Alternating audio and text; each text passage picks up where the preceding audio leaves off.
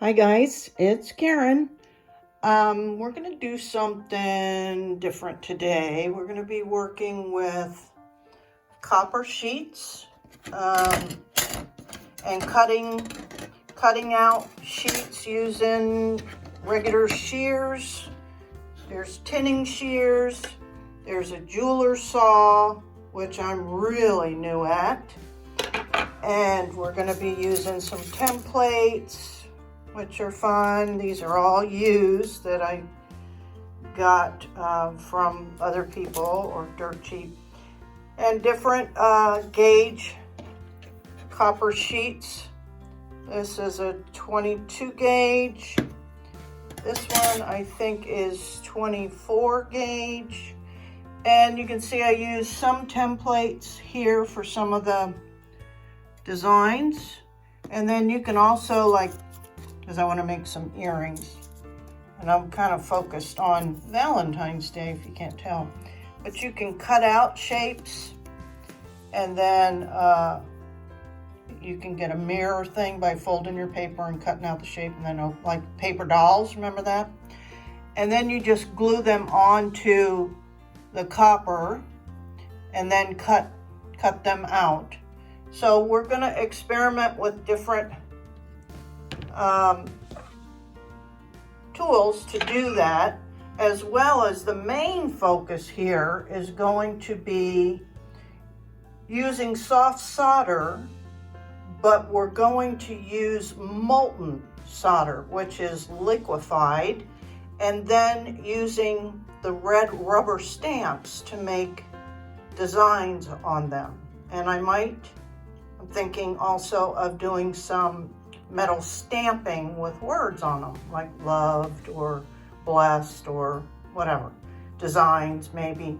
So that's kind of what's on the bench board today, or I should say my dining room table, which woo-wee has a lot going on. Anywho, on to the next phase. So the first thing I'm gonna try is the kitchen shears, or sewing shears, just regular old, this is a Friscars, I think it's called, non-mark. My mom was a seamstress, so when she passed away, I inherited a lot of her sewing tools, which I've repurposed. So I'm going to just do this little circle, and you can see this is pretty easy. Cuts pretty simply, so just cut a square out to start, and then we can go on to get a better shape of what we want. So you can see, again, you don't have to be perfect at this phase because there's going to be some filing, so we don't have any sharp edges. And again, practicing my being not perfect. Always a great daily practice. I'm doing the best I can because art is not perfect, and its beauty's in the eye of the beholder, as they say. But I always strive for the best that I can do. Okay, so you see that's pretty good. And like I said, we'll be filing that down. I have multiple things I use from the little, I should have had them out here, the little files, different jewelry mini files that you can get at Harbor Freights or Home Depot or Amazon. There's like 10 or so in a packet, different shapes and whatnot. I use that. I have a bigger file that I can use. Sandpaper, of course. My Dremel comes in handy with a filing barrel thing on it. So there's lots of ways to do that. So that's the first one. The second one we're going to use are these tinning shears, which was recommended from another jewelry group. I think it might have been maybe tin jewelry makers or something like that. which was fine. I figured, you know, it's a bigger, it has a different type of mechanism, and I figured this would be pretty good. But I'm just going to start out by cutting this straight line so I can show you kind of the problem of that. Now, although this is, I would say, pretty similar to the scissors, it's bulkier, it's heavier. I can't really get in there. And then if you notice on these shears, I'm not sure if you can see it, there's a serrated edge, which shows up, of course, on the copper or whatever sheet you're cutting as serrated, which in turn means kind of more smoothing has to be done. So my personal opinion of these is I've closed them up and put them away. I don't really like them. And I always go back just to, excuse me, to the kitchen shears. Do just as well. Now be really careful because these edges are super sharp, especially these little pieces that have the points on them. They will poke you as quick as a needle will, and it hurts. So practice caution, and I'm just going to cut that edge off that was serrated so I don't have to deal with it. So again, my choice is these. Next, we're going to go over to the jeweler's saw and bench pen. So here's the jeweler's bench pen. I don't know if anybody's familiar with it, but mostly metalsmithers use this kind of tool, and you can get it to where it just clamps on a part of your, you know, workbench, or here I have it on my counter. Forgive all my mess, because I work in my living room. And so that's kind of how that goes. So I can already tell this is going to be really tricky for me to even demonstrate. And just be forewarned, this is probably the third time I've even used one of these. You can see how itty bitty these little blades are. It's crazy. It took me a while even to figure out how to get it onto this frame. So you always use like a beeswax as lubricant for your blade. And ideally you're supposed to keep this up and down, straight up and down, so you don't break a bunch of blades. And just kind of start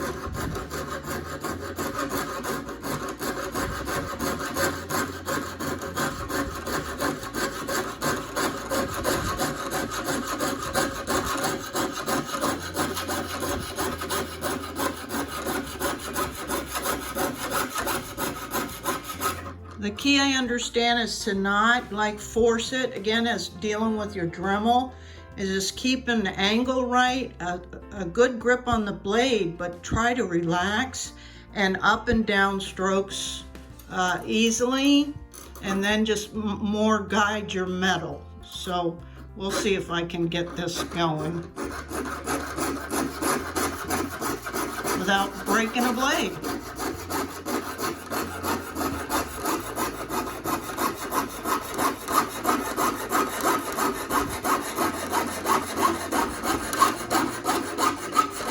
So that's all I'm going to do on camera, because I'm actually not even sitting down, because then I wouldn't be able to see the camera. So I knew this would be kind of challenging, but I wanted to give you an idea. So I'll complete this off camera. And here's the rough shapes after various sawing techniques. We'll see how these turn out because they're a little abstract, but hey, they might work. Let me zoom in a little bit for you if I can. So they haven't been sanded or anything like that. And But this was with the sawing, and obviously that's a desired technique to improve on. These were just cut with regular shears, as were these regular shears. These, which I used to trace with a template. All these were with a template. This was my own design. We'll see what happens with that. But you'd be amazed after the filing process. So that's what I'll show a little bit of now.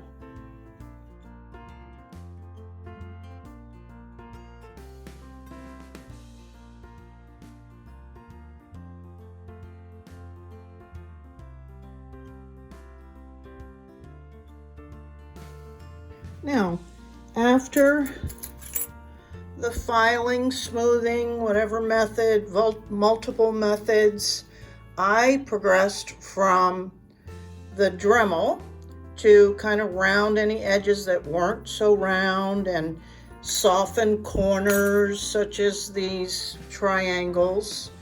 Then I went on to the smaller files, and then I went on to the wet sandpaper.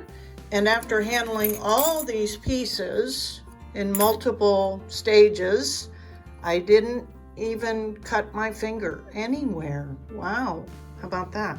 So at this stage, I also demonstrated to clean everything off with alcohol. That removes any black marker or spots or anything like that, grit and dirt. I just go back with the little rubber mallet and just kind of gently flatten everything that maybe got a little wonked out. No big deal. We're not trying to texture or anything like that. So I'm going to finish these. Okay, to be honest with you, having all kinds of problems right now with both my soldering irons, with the Weller and this off-brand one. The settings don't seem to be doing so well. And this one isn't maintaining its heat either, so this may be a project for another day. But let's try this little one here. I'm just trying really to add a little bit of solder down here, and then to get it liquefied.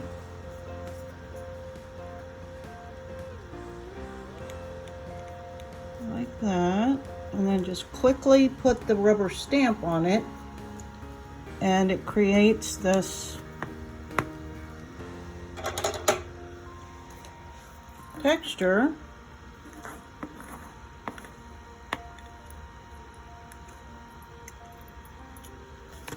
That's pretty cool, right? And then when it's,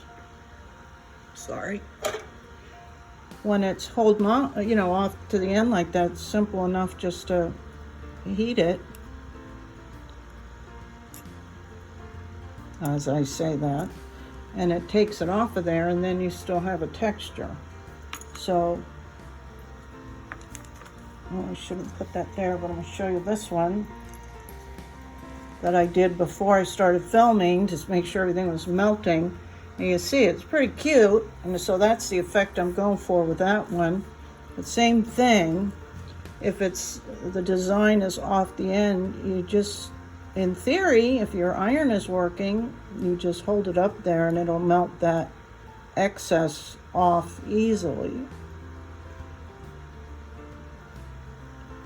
And then leave you with this cute design. Isn't that cute? So that's kind of what I was going for with this other one.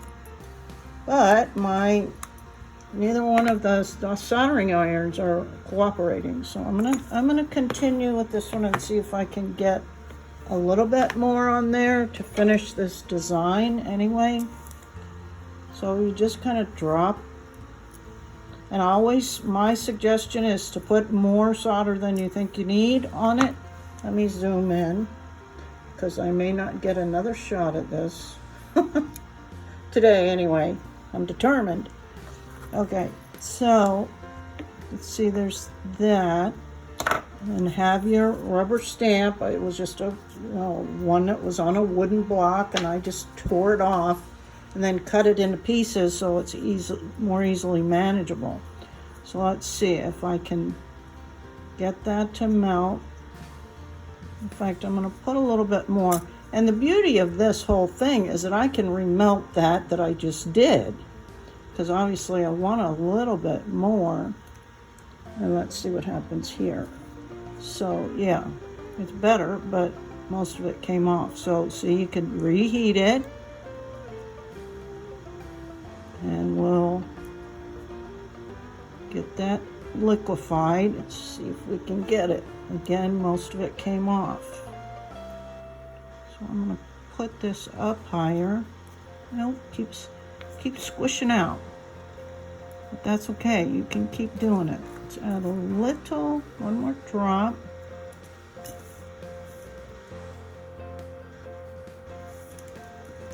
I'm going to turn the piece around. Maybe that'll help me keep from squishing it out the bottom. So I'm going to heat this up. Get it liquefied. All right, ready? Boom. Let's see what it did. Yeah, something like that. I can't reach over there, so I apologize. It's not exactly what I was going for, but and so you get a sticking for sure, and then you can just melt these pieces off.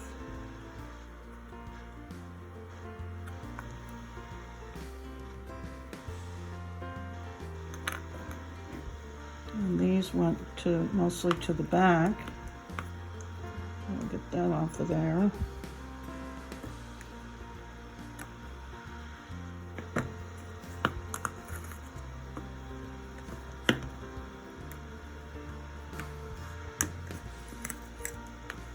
So let's see.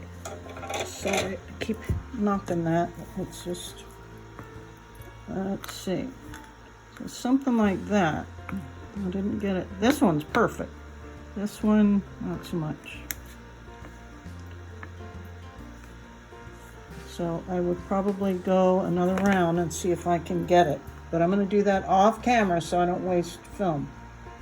So you saw the struggles with the soldering irons, and I've put them away, so I'm not as aggravated. Out of sight, out of mind. I've ordered a completely different brand, and I'll let you know. It won't be here till next week. But we're going to do a little bit of stamping. But this is how the earrings can look, or the metal stamping or rubber stamping with molten solder can look. And we will do another tutorial when I get working equipment. So I'm going to do a little bit of stamping today to finish this project up so it's not a complete waste. Got my block out. Here's the different hammers. I like this one because it's good and heavy and doesn't require too much whacking. So we'll see if we can salvage this.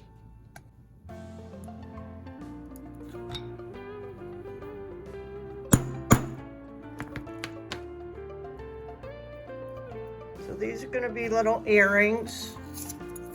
I don't know if they'll be hanging off if I have a gemstone hanging off the bottom, but I stamped them with little mini hearts. And I'll put a hole somewhere. They might hang this way, they might hang straight, not sure yet.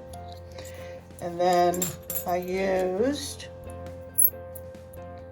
this texturing hammer that I switched heads out on and put like this diamond head on and stamped those. Again, I might hang gemstone off the bottom and the ear wire at the top. But I'm gonna age these, patina these. And here's these very abstract designs I cut out, and I did them sun, moon, and stars, and we'll see how those turned out. And then I just textured them a little with the ball peen side of this. So let me go do the patina on that. The other process you can do with stamping, I may not age these, I don't know. Like I said, I never come into, or hardly ever come into a project with a for sure that I'm gonna do, because most of the time it doesn't come out how I envisioned it anyway, and I've learned that it is often better times done on the fly. You can use Sharpie permanent markers in here, and this one happens to be a super fine tip, so that works out because these are really little, and you just drop some of that down into your impression.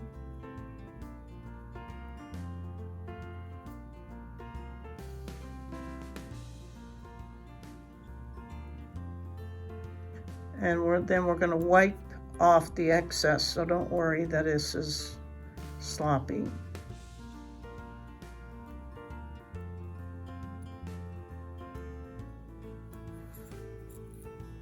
As it comes out, hopefully the Sharpie that's in the impression will stay in the impression. The key is to not use something that's too thick that will dip down into the impression. So I'm going to remove some of that now. I'm going to cut a piece of coffee filter because it's not super absorbent and it's really flat, so it won't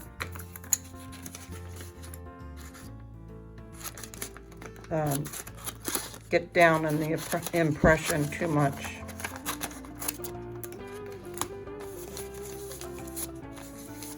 And using a little alcohol, 70% rubbing alcohol. A little bit on there. It's absorbent enough, but let's see. It takes off the excess and leaves the dark in the recessed areas.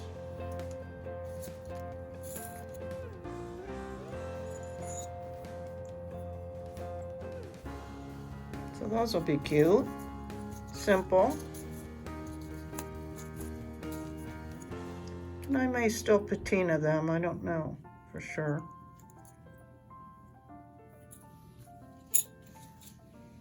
So let's try that on here. These I didn't get so well. It sure looks easy enough to do stamping, but speaking from experience, it is not. I find it a little challenging, I think, because it's small. And again, anything that's really small is a challenge for me.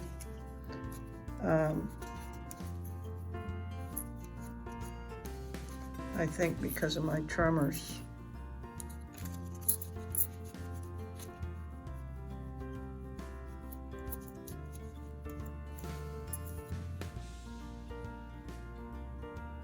But they'll be cute. Like, again, even if they're not perfect, they're still super cute. And that's what art is. I don't claim to be a professional. Like on both these moons, I double stamped them, but I'm not gonna highlight that. And then this with the sun. And sometimes it's the stamps. Rule of thumb is you're supposed to stamp an item in all 4 directions. Like I usually give it a good whack, tip it a little to the right to the bottom, to the left, to the top. And that should cover all bases, but it doesn't always. But you know, there's certainly room for improvement. And if I do patina these,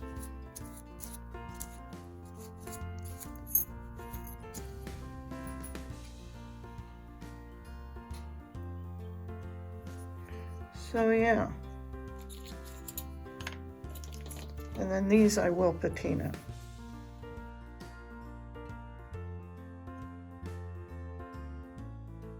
All right. Well, I'm back for this stage, which is kind of the design process I go through.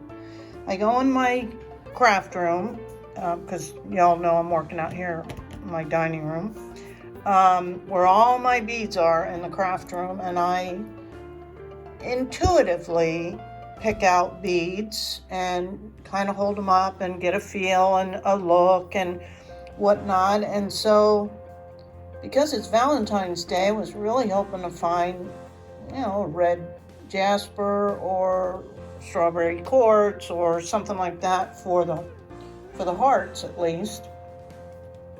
But no, after probably trying 10 or 12 different gemstones, the labradorite just said, it's us. Pretty much for every design. And these are really nice, flashy beads. And then I have some really cute little bitty faceted, I mean, they're small, and have good flash on them. And these are almost hexagon. Look how little these are. Holy moly. But they have some good flash in them too, if you can, you know, get there. And then I saw this chain. I'm like, that might be kind of cool. So I'm gonna try and incorporate some of that. And then for these, I think the labradorite are gonna be on the top. So the hole will be on the top with the bead. These will hang. But on the hearts, I think they want to be on the bottom. So we'll do the hole in the bottom and just hang it straight, because I don't think off the side will work.